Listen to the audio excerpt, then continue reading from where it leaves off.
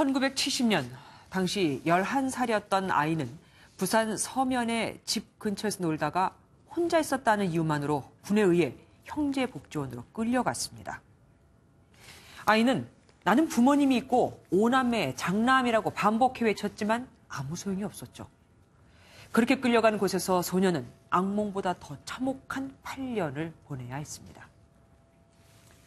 바로 부산 형제복지원 사건의 생존 피해자 김희곤 씨의 증언입니다. 제2의 삼천교육대로 불린 이 사건은 1975년부터 1987년까지 국가가 주도해 불황인을 선도한다는 명목으로 진행된 일종의 복지 사업이었습니다. 하지만 실상은 가난한 사람들을 불황인으로 낙인 찍어 복지원에 가두고 폭행과 노역, 성폭행, 살인 등 온갖 가혹행위를 저지른 인권유린 사건이었죠.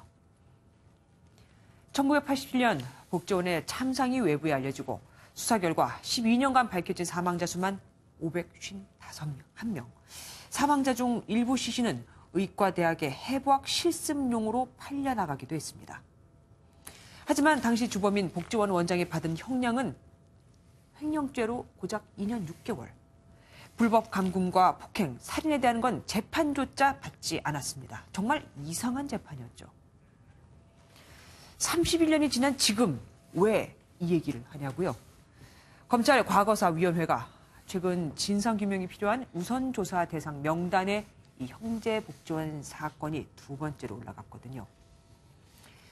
형제복지원 사건은 단순히 민간인이 운영하는 시설에서 빚어진 게 아닙니다. 국가 법령에 따라 시설이 운영됐고 국가가 운영비를 전액 부담했으며 국가가 감독을 하는 가운데 빚어진 일이니까 간단히 말하면 국가폭력 사건입니다. 이번만큼은 사건의 진상이 제대로 규명돼야 합니다. 특히 어떻게 이런 끔찍한 일이 벌어졌고 그동안 누가 진실을 은폐하려고 했는지를 명명백백히 밝혀내야 합니다.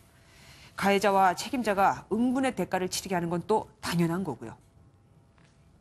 그래야 억울하게 피해를 본 형제복지원 희생자들의 한을 조금이나마 풀어줄 수 있을 겁니다. 또한 그 어떤 권력도 힘없는 국민의 인권을 함부로 해서는 안 된다는 걸 확실하게 인식시켜 주게 될 겁니다.